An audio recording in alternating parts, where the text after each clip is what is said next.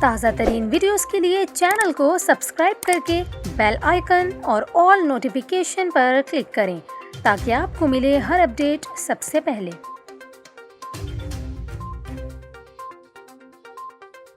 اور ابھی آپ کو اہم خبر سے آگاہ کریں، افغانستان سے دہشت گردوں نے پاکستانی فوج پر حملہ کر دیا۔ واقعے میں ایک جوان شہید ہو گیا۔ ISPR کے مطابق جوابی کارروائی میں دہشت گردوں کو بھاری جانی نقصان پہنچا ہے۔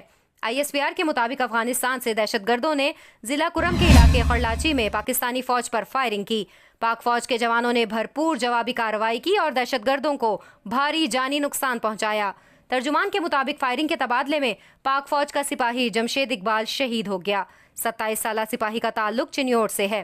ISPR نے پاکستان مخالف سرگرمیوں کے لیے افغان سرزمین کے استعمال کی شدید مذمت کرتے ہوئے توقع ظاہر کی ہے کہ عبوری افغان حکومت مستقبل میں ایسی سرگرمیوں کی اجازت نہیں دے گی۔ ترجمان پاک فوج کا کہنا ہے کہ پاک فوج دہشت گردی کے خلاف پاکستان کی سرحدوں کے دفاع کے لیے پرعزم ہے۔ بہادر سپاہیوں کی ایسی قربانیاں ہمارے عزم کو مزید مضبوط کرتی ہیں۔